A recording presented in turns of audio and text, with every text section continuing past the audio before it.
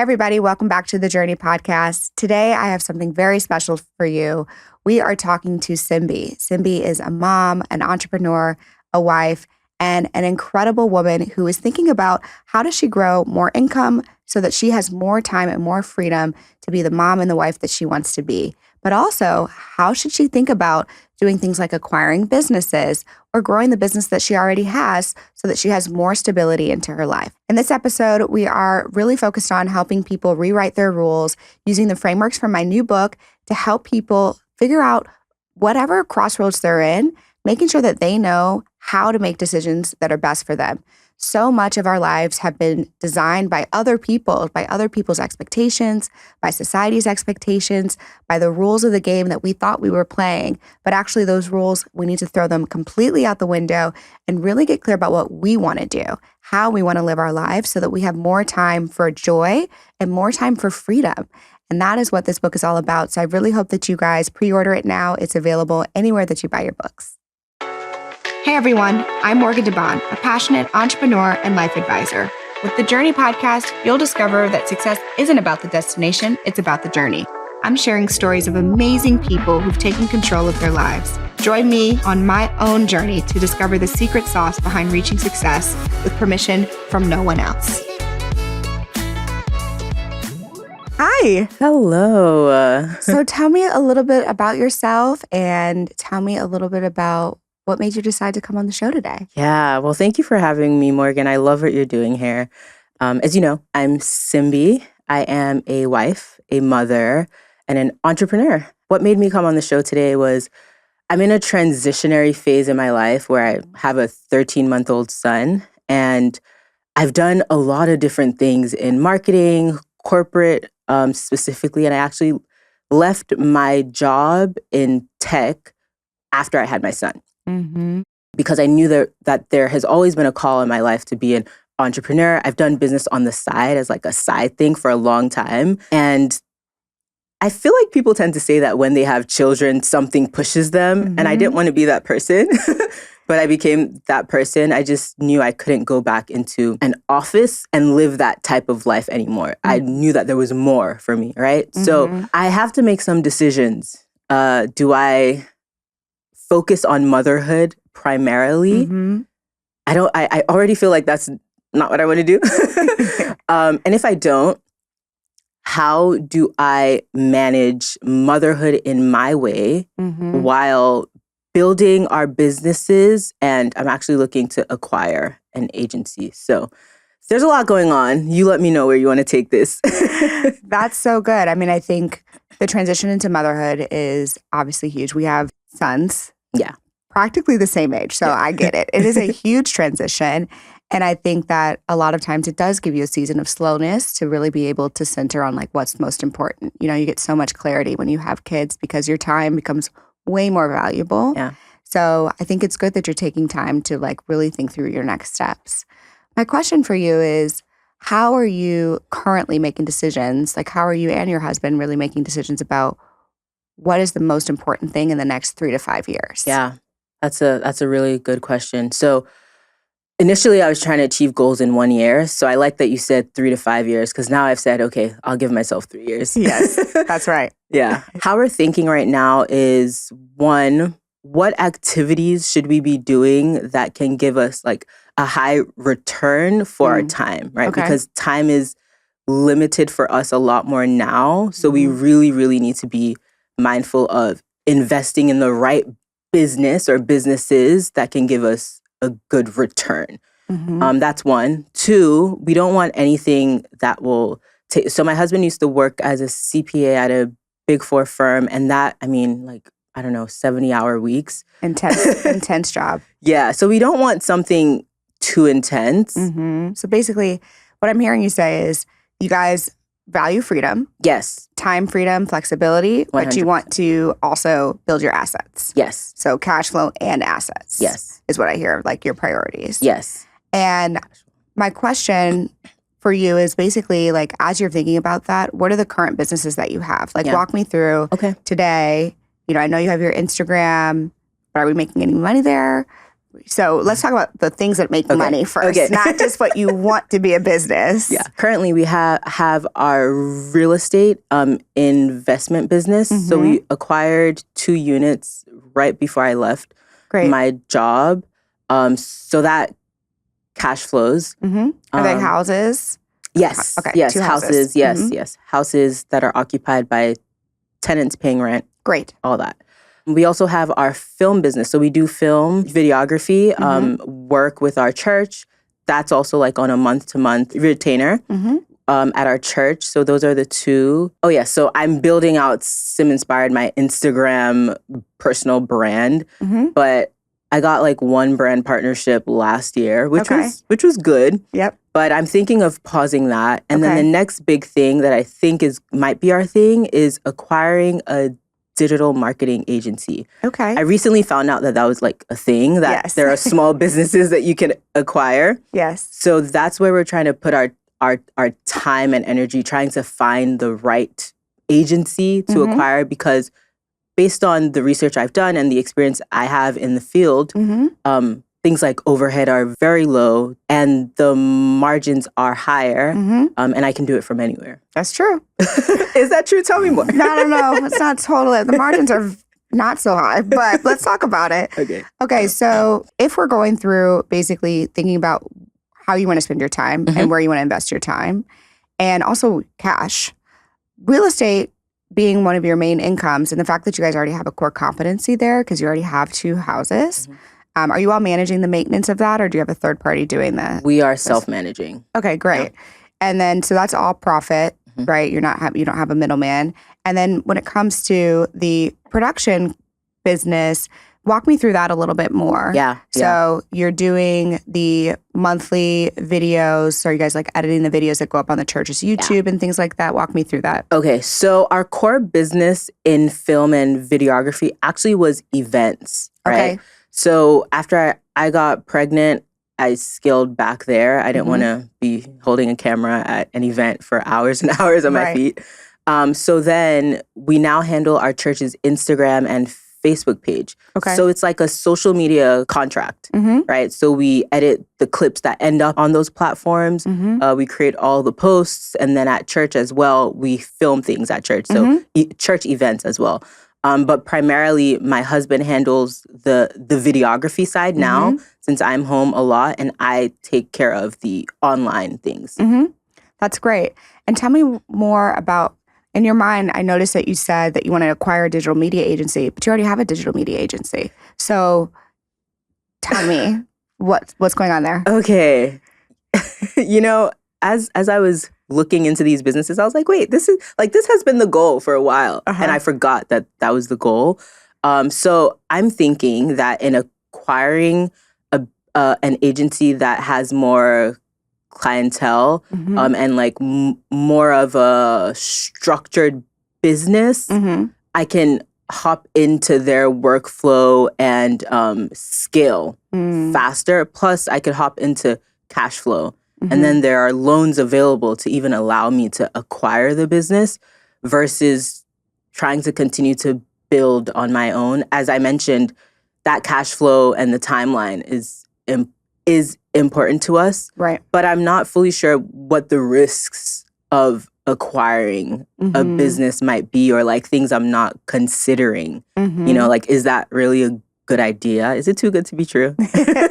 I think the thing when acquiring a business is you kind of have to evaluate a few things. You have to evaluate, what is my actual end goal? And what I hear you saying is your end goal is actually you want to grow your income. Yeah. Like you want to have your business support your life and you want your business to make more money. You want more revenue for your business. Yes. And you already have a digital media agency. You do. By the definition of it, you guys are making content, you're doing content strategy, you're doing digital strategy, you're scheduling posts. Yeah. You all are managing an account that's not yours. That is an agency, right? So you already have it. Awesome. So what I'm trying to figure out is basically how or why you think you need to go buy someone else's business that you already have. And what I think you're trying to say is you don't know how to grow your business. So you think buying a book of business is going to result in you being able to acquire their customers, and then therefore you'll be able to keep them. Yeah. The challenge there is those customers are most likely tied to their owner.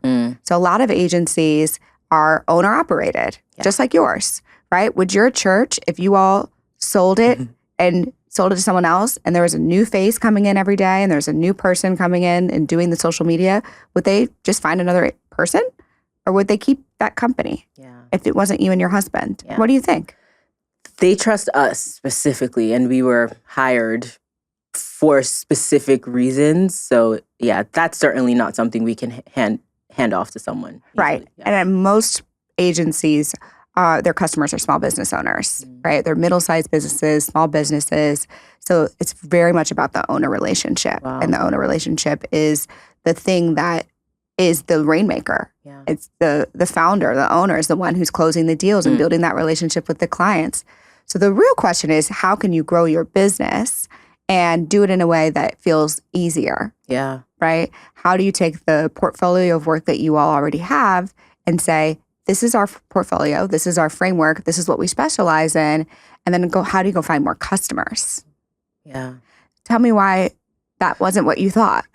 I mean, it's been 3 weeks or maybe 2 weeks. Okay. Like this idea literally just came to my mind. Well, you've been doing this business for more than 3 weeks. Yes, but I didn't see it I didn't see it that way. Oh, tell me more. I just saw it as they're paying you, right? They are. Okay.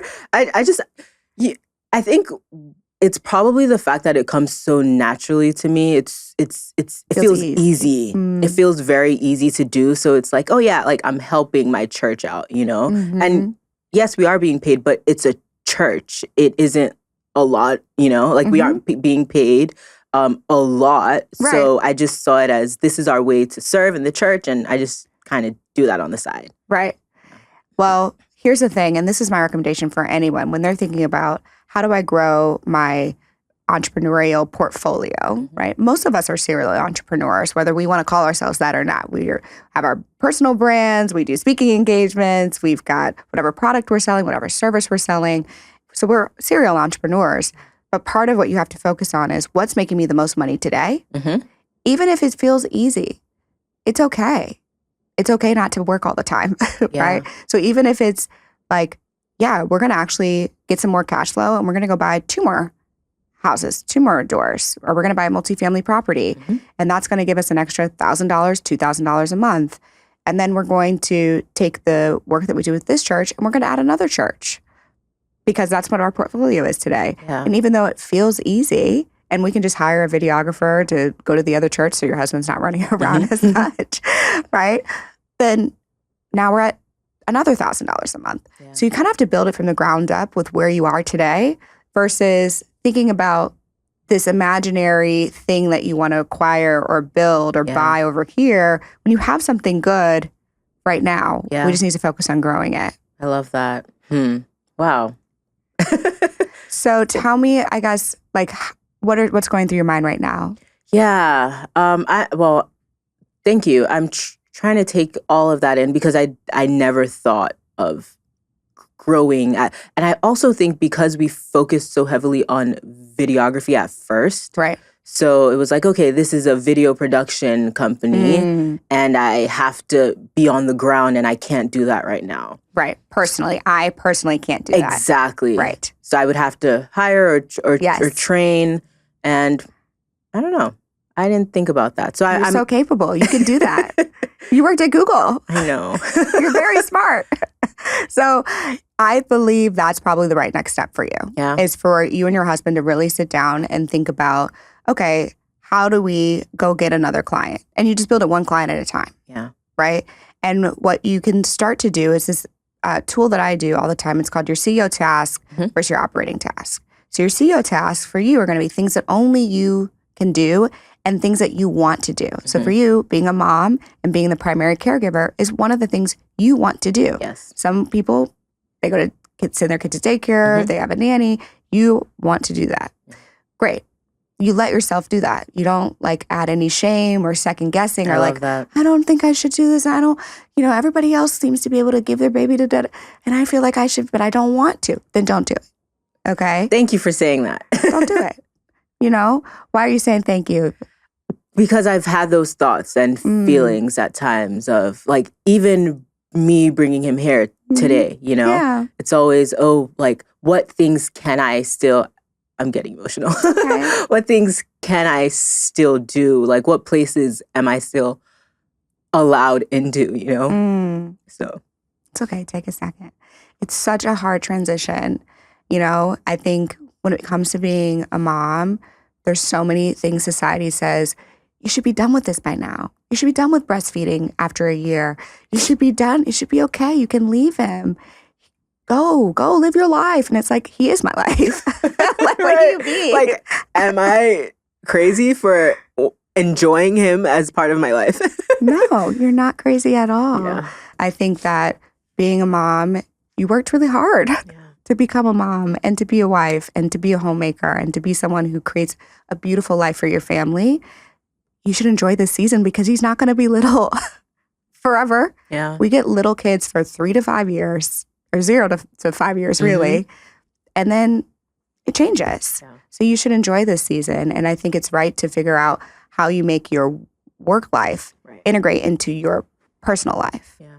You know, and that's the thing that I think too many of us have been trained to think that everything has to revolve around work. You know, we go through middle school, high school, college, and it's what do you want to be when you grow up? What are you going to do when you graduate? Yeah. What job are you going to get? How much are you making? Are you getting a promotion? When was the last time you got a raise? And it's this constant pressure from everyone and then ourselves to say, well, this must be what I'm supposed to be doing forever. Right. And then we get stuck and we're not happy, you know? And you got off the hamster wheel. I did. And I thank God. You did. I feel free. I do. So I actually have a question for you. Of course. Something I've struggled with in the growth phase of business is training and trust. Maybe trust first. Okay. So I believe you've optimized how you live in a way that prioritizes the most important things for you. And I'm sure you've had to train a team and trust people. So I don't know if you want to give some words of wisdom about that. So it actually goes back to the CEO task and operating task that I was talking about. So CEO tasks for me are things that I want to do. And operating tasks are things that I don't want to do, but there's nobody else to do them. So like that for me is laundry. I don't particularly enjoy laundry. I don't really want to fold things. I don't really want to put them away. Me neither. Like, I'm here in Atlanta. We're shooting this. I'm going to go home. My suitcase is probably going to sit there all weekend. Yeah. Like, I'm not going to do that.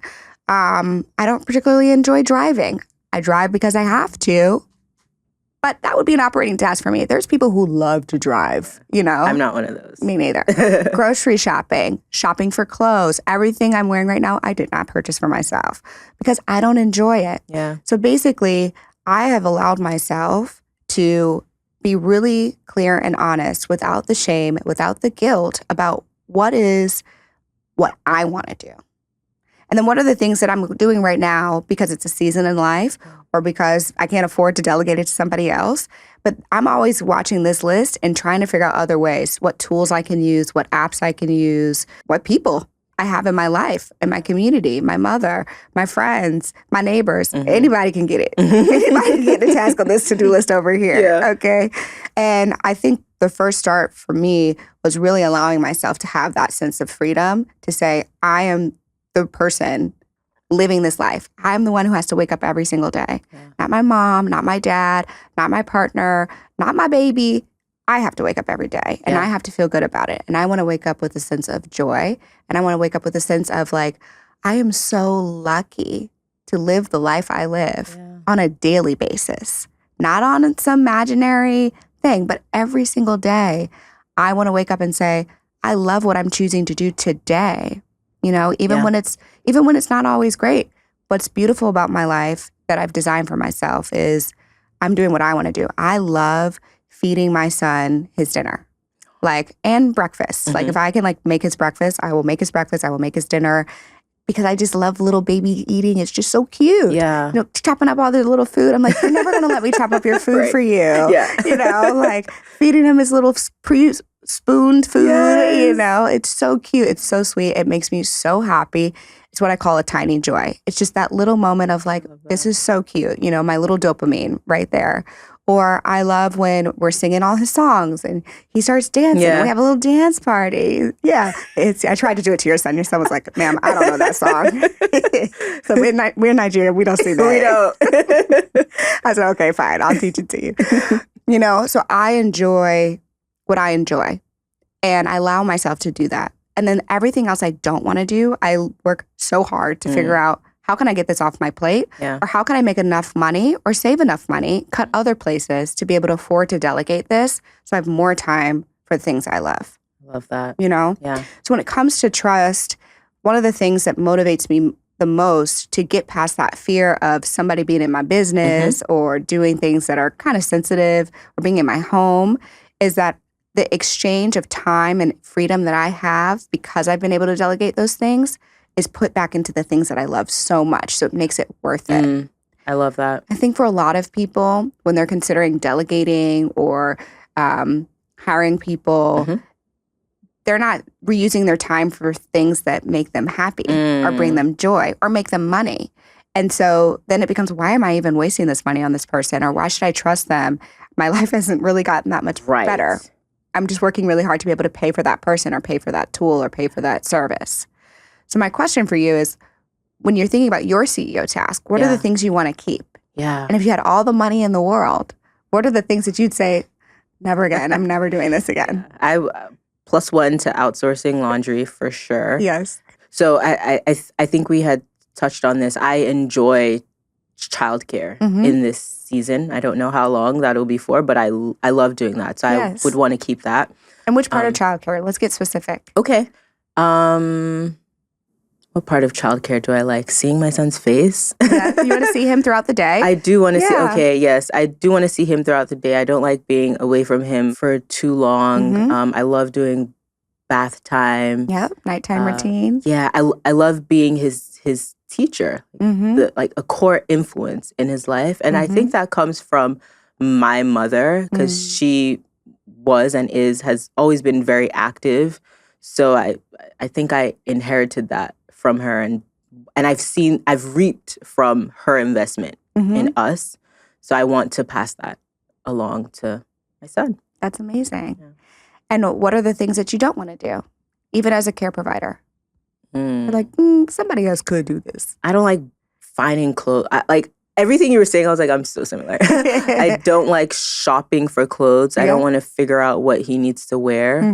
I don't want to arrange his clothes. Yes, the rotation of the clothes. Nobody talks about that mental load. Yeah. Like you can't fit this. Can you fit this? Yeah, I don't want to think about things like ordering things for all the things that don't have to do with staring at him. Yeah, yes, that's right. Yeah, so those are the things I'm the same way. When I gave birth, I had a nanny for him, and she'd be like, do you want me to get the baby? I'm like, no. I want you to clean the bottles. I want you to take the diaper trash out. I want you to do his laundry. I want you to everything else. Yeah. But I want to have the baby. Yeah. Yeah. And that's fine, right? Like, she works for me. So why do I feel guilty? Right? Or even if she was at home and I was like, I want to put him to sleep for his nap. Yeah. I would just do it. Even if she's sitting in the living room, still making her money hourly, doing nothing. I don't care. Yeah.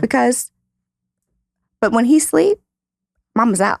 Okay? I don't need to sit and watch this nanny. Yeah. Right? But somebody needs to be in the house. Yeah. Right? Like he can't be alone. Yeah. So there's things you can do that give you more freedom where you're not the only person that can do things. Like literally my husband and I or my fiance and I talk about, we need a nanny watcher. I'm going to put him to sleep. You just come in the house and don't even go. That's a whole gig right there. He doesn't even know you exist. He doesn't even know you exist because he sleep. Yeah. But if he moves, you call me. If he moves, I'm watching. Oh, okay. Because you can see it on the I'm at the gym or I'm at Soho's or I'm at, we're at a date night. Yeah. I can see, right? Yeah. But I just need a nanny watcher so that I have some more freedom in my life to be able to go to the gym with my fiance and work out. We enjoy that. Yeah. Or be able to go have date night. We'll be right back. But if I don't have that tribe of people that I trust to even just watch the nanny, then we have a problem. Yeah.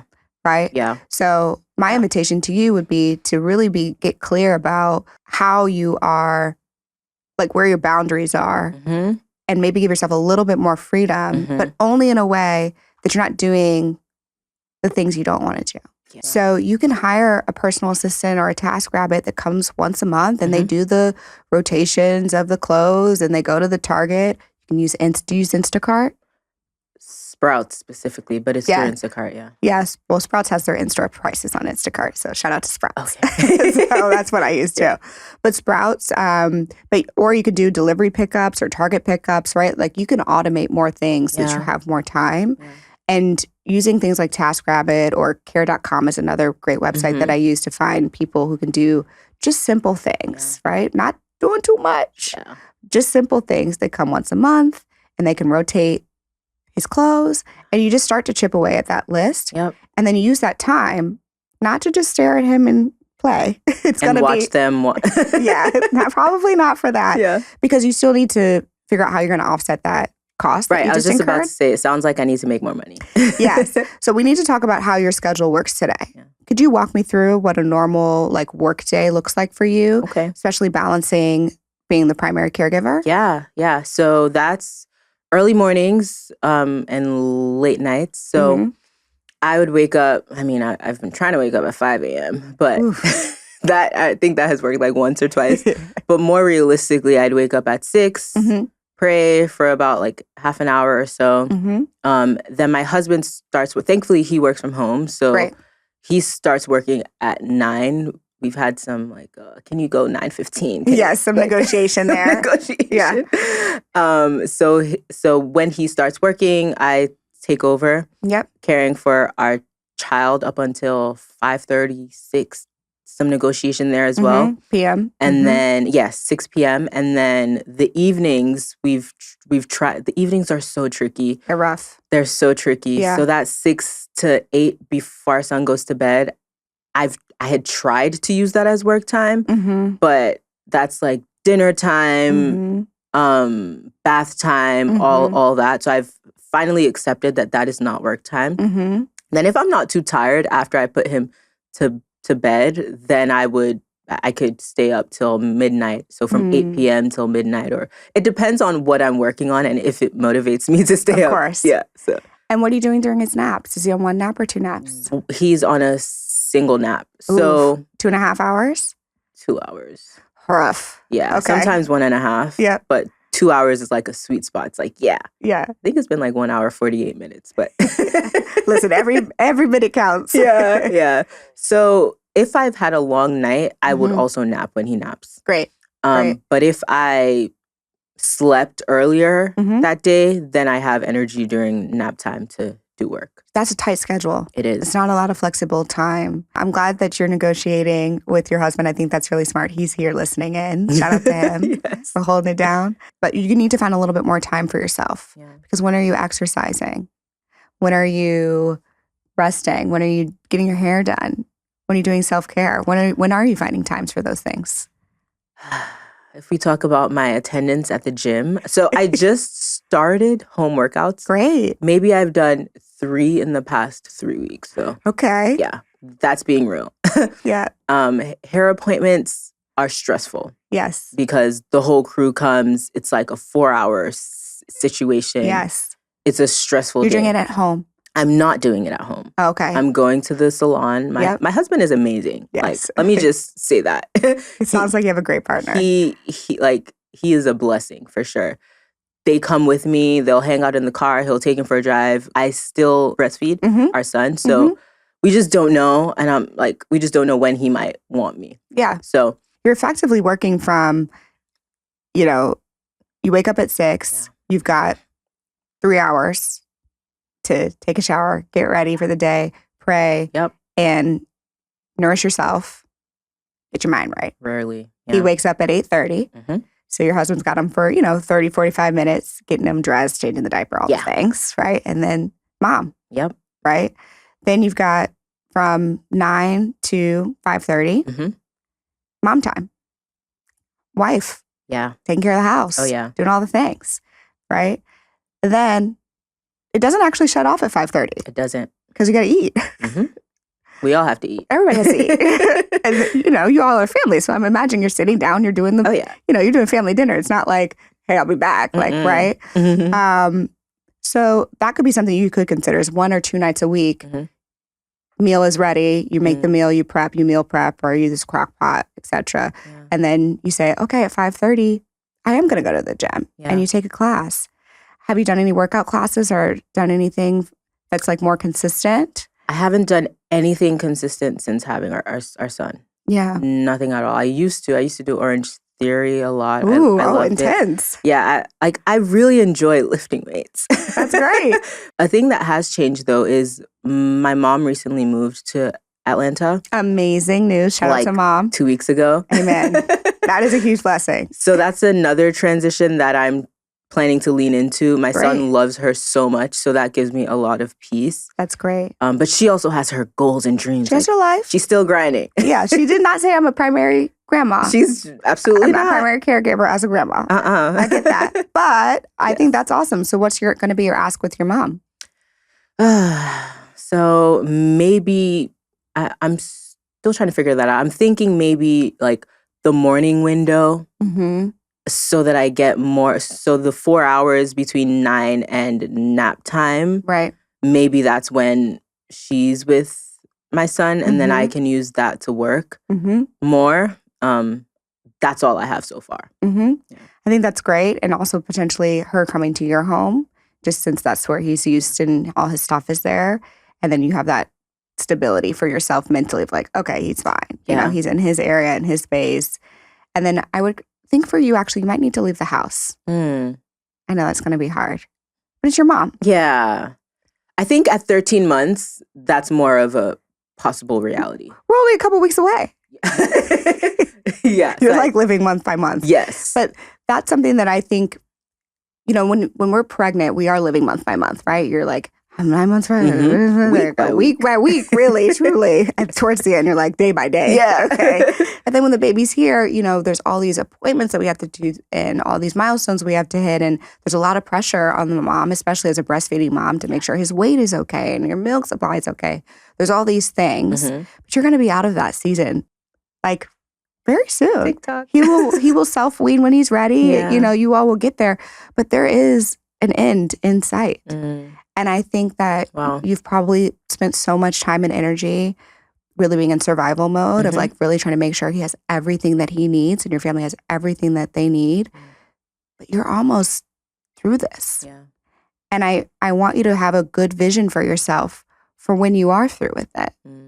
And when he is transitioning, he may want to go to a stay and play for 3 hours a day, you know, 2 days a week, because he might want to hang out with other kids because it's fun. He loves kids. You know, he might be like, what's up, guys? Right. You know, like, and bye, mom. yeah, like, please, like, let me just play a little with somebody else. Or, you know, you might find a tribe of women that also have kids his age, and you guys go over and have like play dates and things. You know, your life is going to continue to evolve because he's going to continue to evolve. And it's perfectly okay for your son to be the center of all the decisions that you're making. Like, that's fine. You still have to consider yourself and your plans for how you're going to create more space for you to grow the business, for the family, and for yourself as a person who had dreams and thoughts and hobbies and a lot of goals. All the goals. Those don't just go away. So my question for you really is, over these next couple of months, let's just take it through summer. Okay. So he'll be 15, 16 months old. What are the things that you want to do this summer? Well, a big goal of ours this year is for my husband and I to take a couples trip without our son. Yes, come on, trip, vacation. Yeah, that's like a huge milestone because we have not left our son for a night. You know? Yeah. There's that. I have real financial aims to hit, and I want to see that happen. We need our income to 2x this year. That's our goal for this year. Thankfully, we're still at the earlier part of the year, so I believe there's hope with that. So I'm hoping for more stability, more trust of people, of like my mom, my husband, you know, so that I'm feeling ready to get back in. I don't want to say to a grind because No, we're I not don't know how I going feel back to about grind. that. Yeah, I don't whoa. This is anti-grind. Yeah. Like, work smarter. basically, That's yeah. right. I'm feeling ready to work smarter. That's right. There we go. Well, so let's talk about the goal that to have your son stay with your mom. Yeah. So some things that you should start working towards is you're going to need to be able to leave your son with your mom and you leave the house, Yeah. right? Just go to a coffee shop. Just go to a hotel lobby and work from there. Literally 5 minutes away, 10 minutes away, not too far. Okay, so you can get home if you need to. Right. Okay? Yeah. And something That's that I good. had to do was put cameras in my house Yeah. because it helped me, right? I get You that. can do that, right? Even though it's your mom, even just so that you can sit there. There are times when I travel and I just listen to, I have the Nanit Okay. open when I'm not with him Mm-hmm. because I'm just like watching him sleep because Yeah. it makes me feel better, Yeah. right? He don't know that I'm watching him sleep. He doesn't care. He sleep, right? Mm-hmm. My partner's like, girl, I'm like, but this is what I want to do. And so that's what I'm going to do. It makes me feel better. Yeah. So I want you to let yourself do whatever's going to make you feel safe. Okay. You know, that it's not about him. It's actually about you. Yeah. He's fine. It is. Yeah. So you have to do what you need to do for you to feel at peace, Mm-hmm. having some time out of the house Yeah. for yourself. Coffee shop, hotel lobby, super simple, Yeah. right? Not a WeWork where you got to talk to all these people Mm-hmm. or the gathering spot. I love, shout out to Ryan, but just do it too much. Just simple. You can get work done. You got the camera right there. Everything is good. Yeah. Okay. Just a couple hours. Go while he's asleep. What time does he eat lunch? After nap sometimes, so like 1:30. Perfect. So you can say as soon as he goes down, you put him down for his nap. He doesn't even know you're gone. You get out the house. You've pre-made his lunch. Boom. Yeah. So by the time he gets back, you get back, he's napped, he's ate lunch, and it's ready for second wake window, playtime. Yeah. But you've had 4 hours. That sounds like a good challenge, and I love a good challenge. So I think your mom's got it. thanks for helping me break this down in like actionable ways. Yeah. But we're not there yet. Okay. Because in order to be able to leave the city Mm-hmm. and Oh yeah, leave your baby a flight away, that's a big jump. that is. So there's a step in between that you're going to have to do, which is a staycation in a hotel. Okay. Down the street here in Atlanta. Okay. Grandma's got him for the night. You put him to sleep. Ooh. I She feel stays that. at your house. She stays at your house. So Mhm. he's in his element. You put him to sleep. So he's not like, what is going on? Who is doing my bath routine? Yeah. You know, grandma can be with you doing the bath routine just because he's going to have to get used to someone else. Yes. And then you're out. He Yeah. sleep. You're out. Yeah. 8:30, dinner reservation. We out. Mhm. Hotel, cool. Sleep at the hotel. Back home by 9:30 in the morning. Not too crazy. That's not too crazy. okay. That's not too crazy. The point is, sometimes when we have these big goals, we delay them and we delay them and we delay them, but we gotta break it down a little bit Yeah. into more manageable things because it's really about emotion. That Mhm. goal is you have to feel okay Yeah. to book the trip and get on a flight and leave Yeah. the city. That's gonna be a big step. So don't make it so big. Do baby steps. Work my way there. Work your way there. That's gonna make it more realistic that it'll actually happen for you. Mm. And you need that time. Yeah. And make baby number 2. You sound like my mother. I'm like, wait, no, yeah, no. I'm like, we're not doing that yet. Not yet. Give yourself a couple months. Listen, I'm open. Yeah. Open to the Lord's will. That's right. That's right. Okay, so I feel like we have a good plan on personal life. Yes. I want to get back to business just to make sure you feel like because part of it is you have a bit of a time constraint. Mm-hmm. So initially, those 4 hours, those 3 hours that you're going to get back with your mom, or should potentially try to find a babysitter or someone else that you can learn to trust. Yeah. They can even babysit with you in the house. Yeah. That would be my other option for you. I've done that before where I'm like, I don't know you for real, but just watch him and play with him right here. Yeah. And I'm on my laptop. I'm just right here. I'm in the other room. The doors are open. I can hear everything. Right. But you still get a little bit of time back so Mhm. that you can work on the business. Yeah. Okay. Yeah. And when it's working on the business, the first thing you need to think about is how are you going to take the work that your husband and yourself already do Mhm. and then go find customers that are going to be willing to buy that product and service. Yeah. And the easiest way to do it is typically to work in the same industry Mm-hmm. that you're already working in. Yeah. And it brings you joy. So it's already fulfilling. So it's a win-win. Good. So if you were to grow the business, the agency that you have. Ooh. You have an agency, whether you want to call it an agency or not. Ooh. Acquiring a business is just really risky because it could not work out. And most I wanted to ask fail. about that. Yeah, go ahead. Yeah. So I know you've added businesses to your portfolio of businesses, Yes. right? Would you categorize that as an acquisition? And what part of that do people not think about? Yes. So I've acquired 3 businesses. 2 of them were core to the business we already had, which means they were basically just add-on brands to the same, with the exact same offerings. So they were targeting the same advertisers, same customers, everything. And it was just another vertical, effectively, travel and entertainment. Okay. And then the other business that we recently acquired was a new product, which is parties and events. That was R&B House Party. And we wanted to quickly grow our events business. Now, Blavity, of course, has a huge events business with Afrotech, right? We're big, but we didn't have like a party entertainment version of that. Yeah. And so R&B House Party was a great brand, and they had an awesome founder, Charles.